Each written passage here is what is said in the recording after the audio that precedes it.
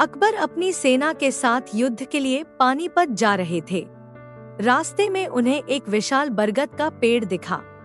पेड़ के नीचे सैकड़ों सैनिक आराम कर रहे थे। अकबर ने पूछा, यह कैसा पेड़ है? इतने सारे सैनिक इसकी छाया में क्यों इकट्ठे हैं? एक सैनिक ने बताया, हुजूर, यह बरगद का पेड़ बहुत पुराना है। मान्यता है कि इस पेड़ के नीचे जो भी सेना आराम करती है वह युद्ध में विजयी होती है। अकबर को यह बात अजीब लगी।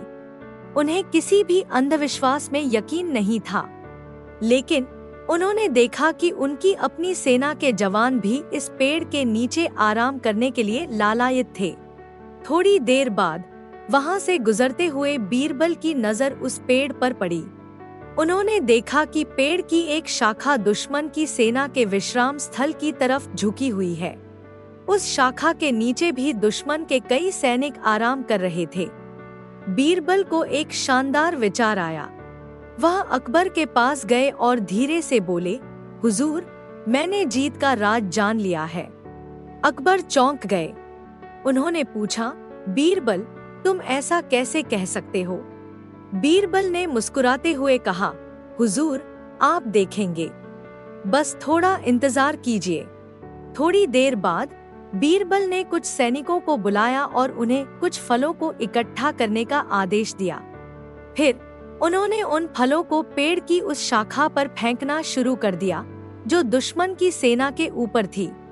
कुछ ही देर में दुश्मन के सैनिक उस शाखा के नीचे से हटने लगे। वे फलों से बचने के लिए इधर-उधर भागने लगे। अकबर यह देखकर हंस पड़े। उन्होंने पूछा, बीरबल, तुम क्या कर रहे हो? बीरबल ने जवाब दिया, हुजूर, पेड़ के इस चमत्कार का राज तो यही है। दुश्मन के सैनिकों को लगा कि इस पेड़ पर कोई जादू है जो फलों की वर्षा करता है, इसलिए वे डरकर वहां से हट गए हैं। अकबर बीरबल की सूझबूझ से बहुत प्रभावित हुए। उन्होंने कहा, बीरबल, तुमने बिना खून खरा किए ही युद्ध में हमें बढ़त दिला दी है। कुछ दिनों बाद अकबर की सेना ने युद्ध में जीत हासिल की। इस जीत में बीरबल की सूझबूझ और निरीक्षण कौशल का महत्वपूर्ण योगदान था। इस कहानी से पता चलता है कि कभी-कभी आसपास की छोटी-छोटी बातों को ध्यान से देखने पर ही समस्या का हल मिल जाता है। हमें किसी भी चीज को बिना सोचे समझे नहीं मान लेना चाहिए। एक दिन अकबर अपने महल के बगीचे में टहल रहे थे। उन्हें सामने से एक व्यापारी आता हुआ दिखाई दिया। व्यापारी के हाथ में एक हाथी का बहुत बड़ा दांत था। व्यापारी ने अकबर को दांत दिखाते हुए कहा, हुजूर, यह हाथी दांत दुनिया में सबसे अनोखा है। इस दांत में अगर आप ध्यान से देखेंगे तो आपको इसमें एक छोटा सा छेद नजर आएगा।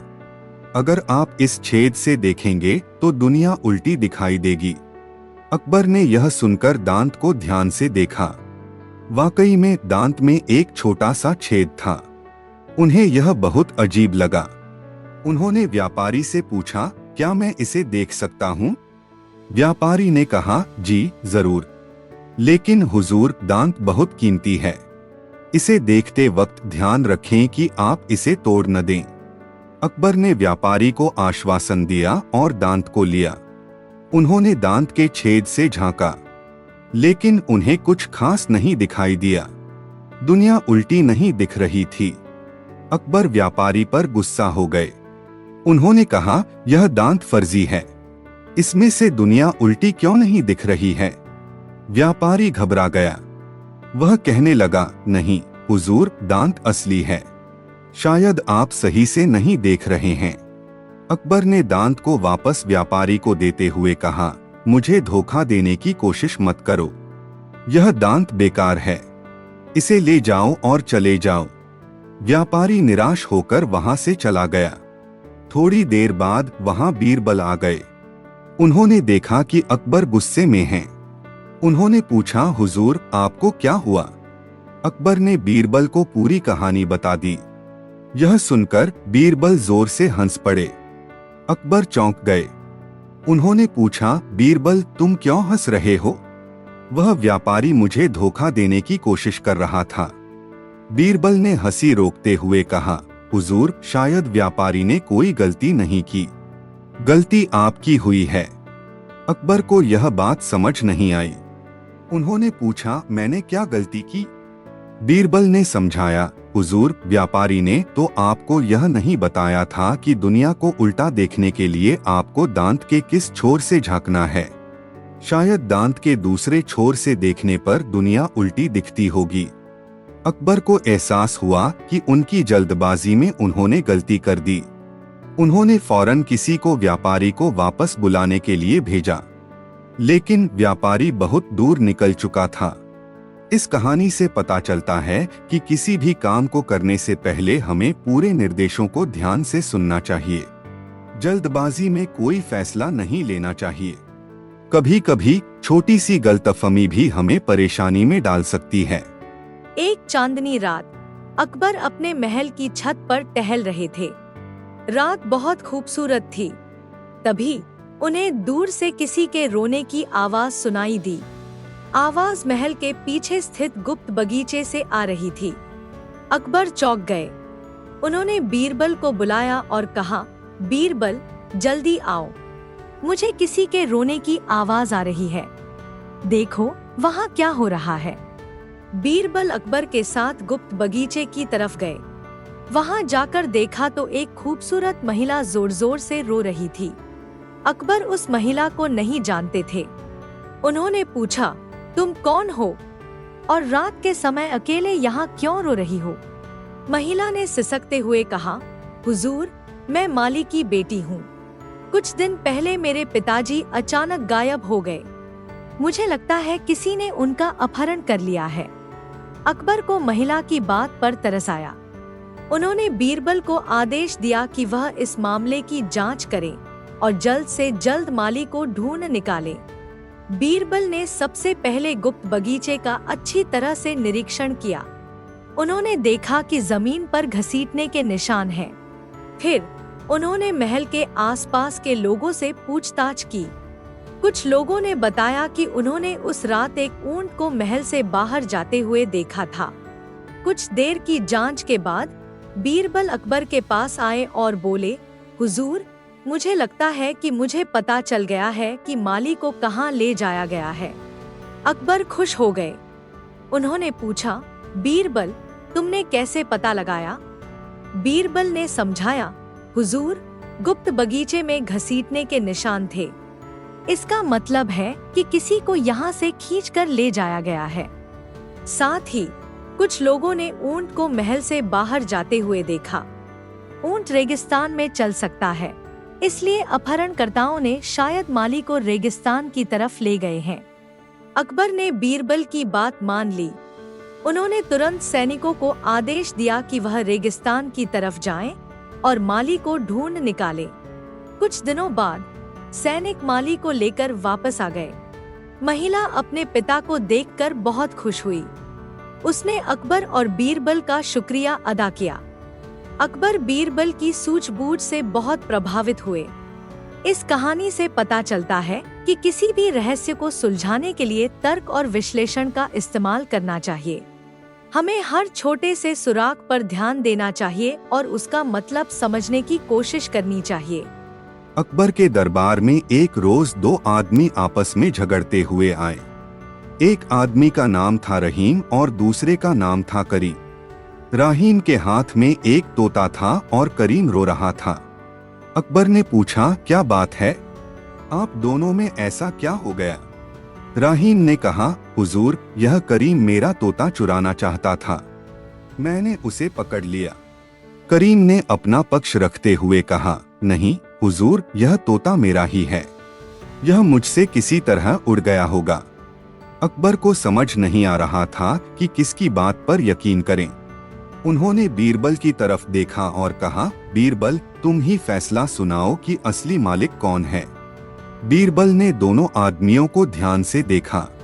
फिर उन्होंने दरबारियों से एक कटोरा पानी लाने को कहा। उसके बाद उन्होंने तोते को पकड़ा और उसे कटोरे के ऊपर उल्टा कर दिया। यह देखकर दरबार में सन्नाटा छा गया।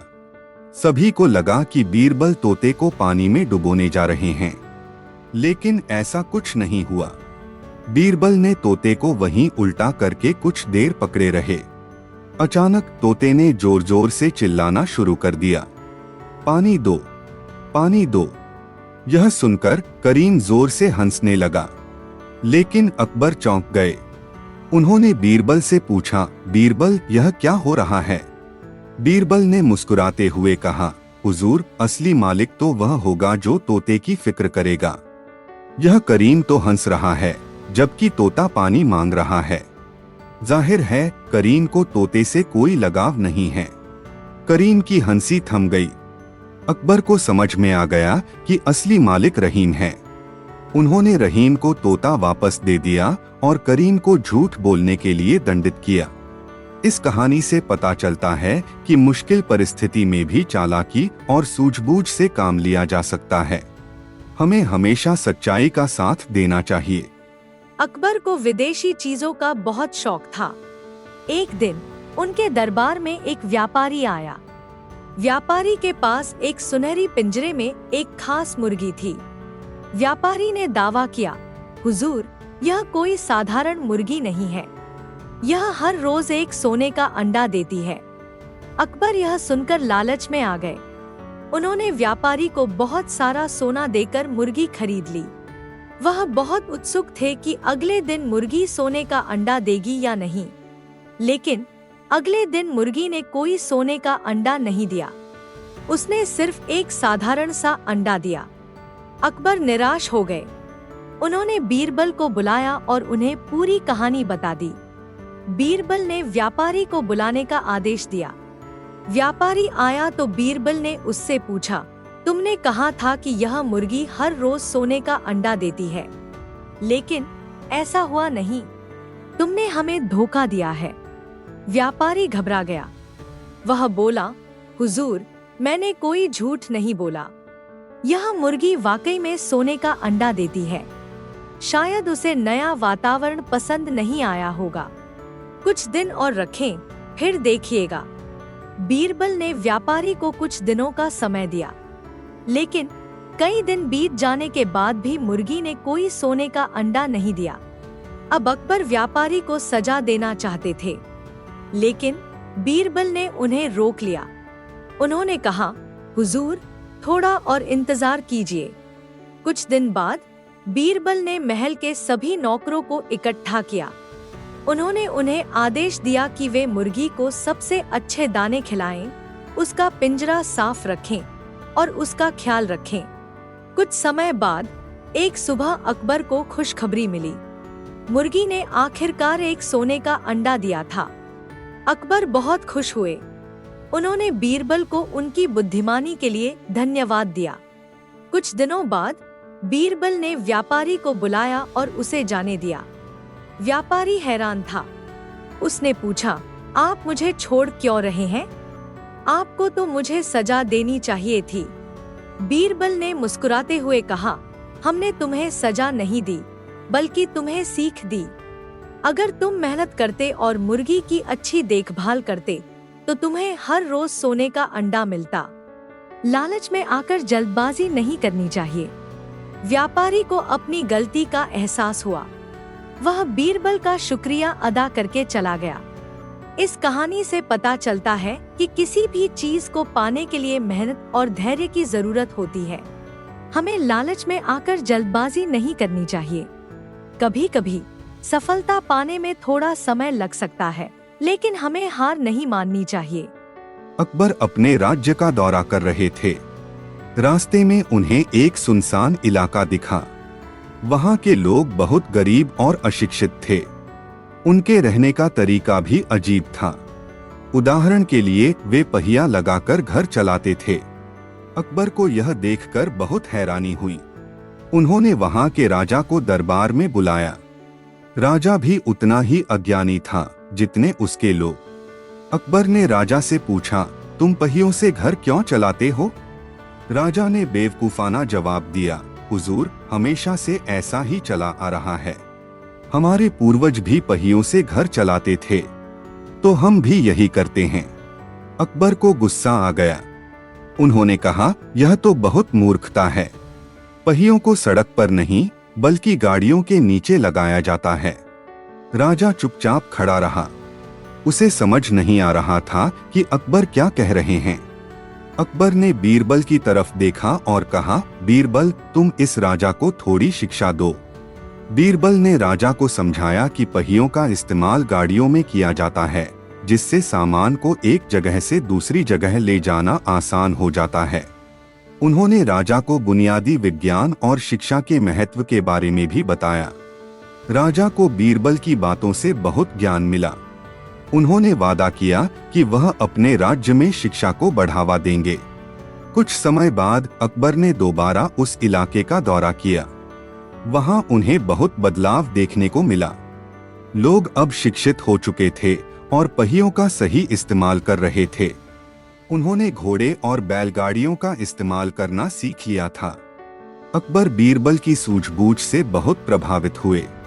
उन्होंने कहा, बीरबल, तुमने न सिर्फ एक राजा को बल्कि पूरे राज्य को शिक्षा का महत्व सिखा दिया।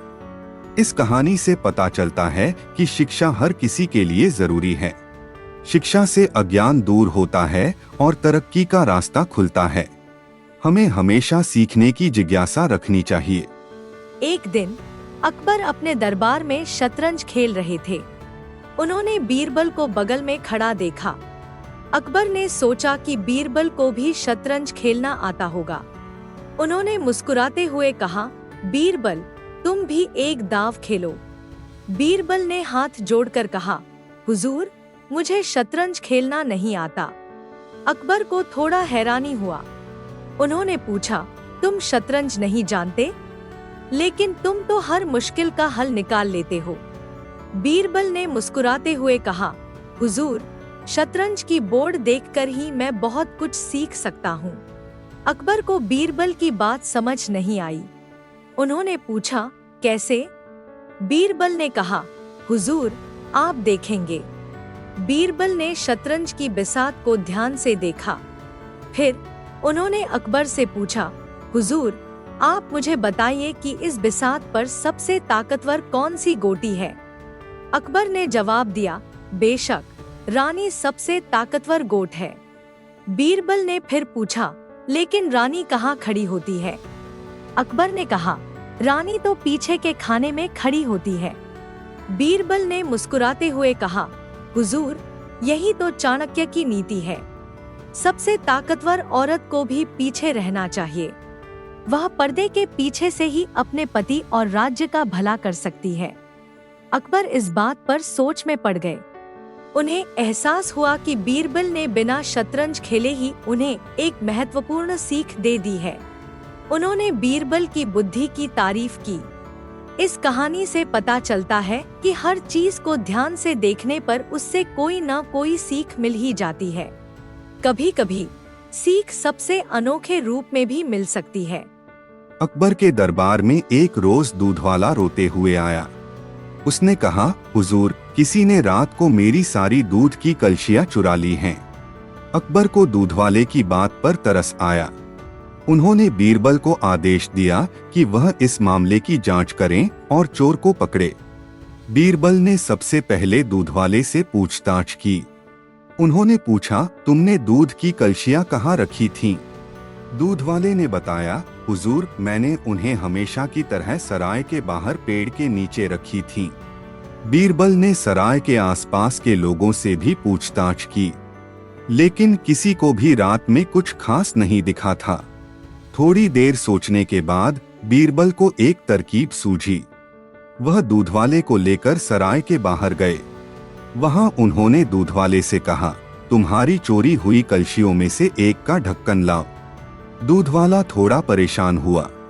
उसने कहा, हुजूर, चोर तो कलशियां ले गए, ढक्कन यहीं छोड़ गए थे।